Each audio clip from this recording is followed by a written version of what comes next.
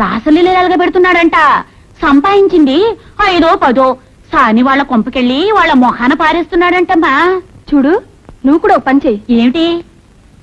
రాత్రికి నీ తలుపు గడి తీసుంచు. ఎందుకు?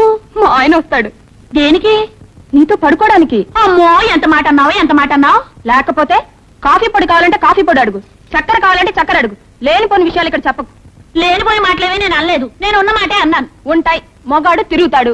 ఏ నీ దగ్గర పడుకోలేదని బాధగా ఉందా? నీ నోట్లో నోరు పెట్టేదానికంటే నోరు మూసుకుని వెళ్ళడం మంచిదమ్మా.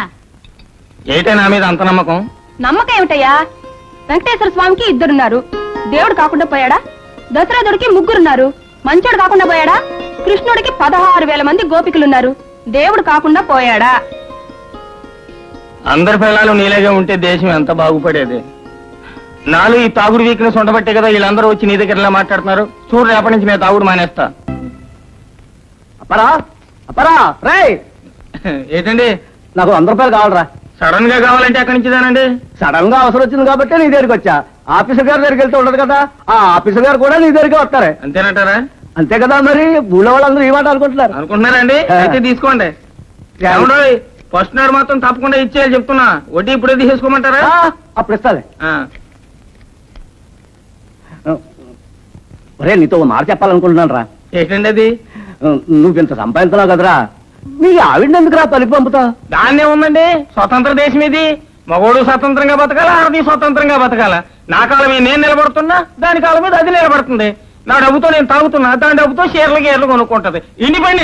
ఇండిపెండెంట్ ఆడదు 4 చోట్ల పనిచేస్తుంటే పని చేస్తే నలుగురు 4 రకాలుగా అనుకుంటున్నారా. మీ ఆవిడ హెడ్ మాస్టర్ గారి ఇంట్లో పనిచేస్తుంది కదా, నీకు తెలుసో తెలియదో గాని హెడ్ మాస్టర్ గారికి మీ ఆవిడకి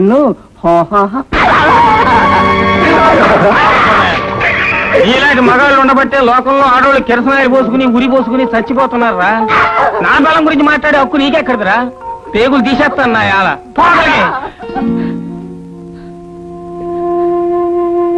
మావా, నా మీద నీకెంత నమ్మకం? పోసి పిచ్చిదానా, నిన్ను నమ్మకపోతే ఎవరిని నమ్మమంటావే? నేనేమన్నా శ్రీరామున్నా ఎవడో ఏదో కూసాడని సీతను తీసుకెళ్లి అడవిలో వదిలేయడానికి. ఆ రాముడు నిప్పును నమ్మాడు, కానీ సీతను నమ్మలే. సీత తప్పంట, నిప్పు ఒప్పంట.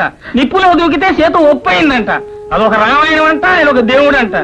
మొగుడుని అనుమానించే పెళ్ళాన్ని అనుమానించే మొగుడు, వాడు అసలు మొగుడు పెళ్ళాలు కానే గారు. అమ్మాయి లక్ష్మి, ఓ చెంచాడు కాఫీ పొడి ఉంటే ఇస్తావమ్మా?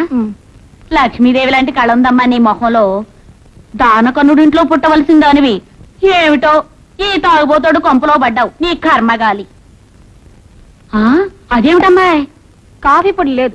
పోనీలేమ్మా, 2 చెంచాలు పంచదార ఉంటే ఇవ్వమ్మా. రేపు పొద్దున్న తెచ్చిచ్చేస్తాను. నా తల్లివి కదూ, నా బంగారాన్ని కదూ, ఇవ్వమ్మా. నీకు సంగతి చెప్పాలనుకుంటున్నాను, మీ ఆయన గురించి. ఏమిటి? తాగుతున్నాడనేగా? అది ఊరందరికీ తెలిసిన సంగతే. నీకు నాకు తెలియని సంగతి మరొకటి ఉందమ్మా. ఈ మధ్య రాసలీలగా పెడుతున్నాడంట. సంపాదించింది 5 10 సాని వాళ్ళ కొంపకెళ్ళి వాళ్ళ మొహాన పారేస్తున్నాడంటమ్మా. చూడు, నువ్వు కూడా పని చెయ్యి. ఏమిటి? రాత్రికి నీ తలుపు గడి తీసుంచు. ఎందుకు? మా ఆయన వస్తాడు. దేనికి? నీతో పడుకోవడానికి. అమ్మో, ఎంత మాట అన్నావు. లేకపోతే కాఫీ పొడి కావాలంటే కాఫీ పొడి అడుగు, చక్కెర కావాలంటే చక్కెర అడుగు. లేనిపోని విషయాలు ఇక్కడ చెప్పకు.